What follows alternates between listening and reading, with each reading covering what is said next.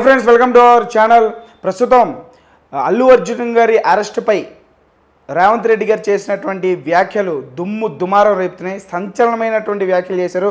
అసలు రేవంత్ రెడ్డి గారు అల్లు అర్జున్ గారిపై చేసినటువంటి వ్యాఖ్యలు ఏంటో ఒకసారి మనం చూద్దాము.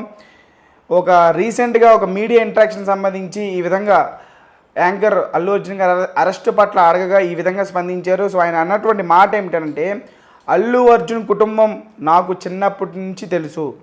ఈ దేశంలో సల్మాన్ ఖాన్, సంజయ్ దత్ అరెస్ట్ అవ్వలేదా? భారతదేశంలో రాజ్యాంగం అందరికీ ఒక్కటే.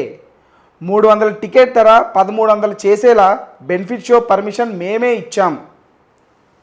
సరైన ఏర్పాట్లు లేకుండా అల్లు అర్జున్ థియేటర్కి వచ్చాడు. ఒక మహిళ చనిపోయింది, ఒక చిన్న బాబు ఇంకా చావు బతుకుల్లో ఉన్నాడు. క్రిమినల్ కేసు బుక్ అయింది, 10 మంది ఇప్పటికే అరెస్ట్ అయ్యారు. మేము కేసు పెట్టకపోతే మీరే ఆ నటునిపై కేసు పెట్టలేదని మీరే అనేవాళ్ళు అంటూ ఘాటు వ్యాఖ్యలు చేశారు.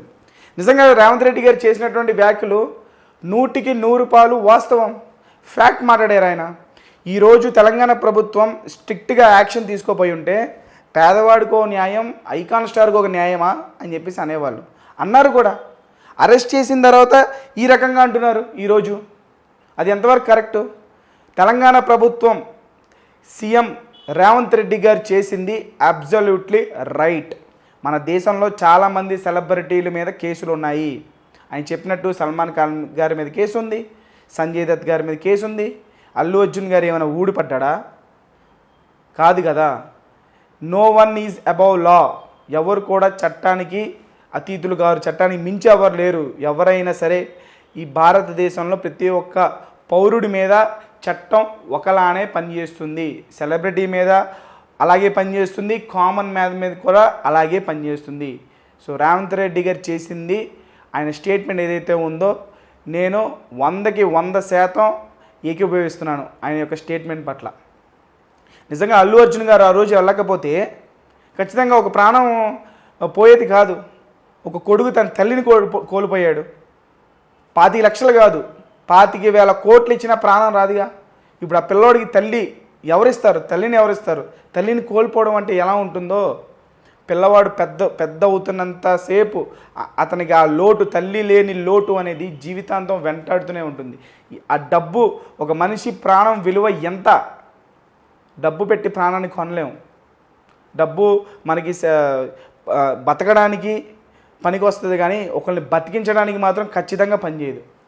చచ్చిపోయిన వాళ్ళని బతికించడానికి అస్సలు పనిచేయదు. సో ఈరోజు అల్లు అర్జున్ గారు అరెస్ట్ పట్ల ఈ విధంగా సీఎం రేవంత్ రెడ్డి గారు స్పందించినటువంటి తీరు ఏదైతే ఉందో దానికి హ్యాట్స్ ఆఫ్ సార్. దీనికైతే నేను 100% ఏకీభవిస్తాను. చట్టానికి ఎవరు తలగ్గాల్సినటువంటి అవసరం లేదు. చట్టానికి ప్రతి ఒక్కరు కూడా ఈక్వలే. గవర్నమెంట్ అనేది ప్రతి ఒక్కరు ఒకేలానే పనిచేస్తుంది అన్నదానికి మరొకసారి తెలంగాణ ప్రభుత్వంని హర్షిస్తా. ప్రతి ఒక్కరు కూడా సీఎం రేవంత్ రెడ్డి గారిని సపోర్ట్ చేస్తున్నారు, హర్షిస్తున్నారు ఆయన చేసిన కామెంట్స్ పట్ల.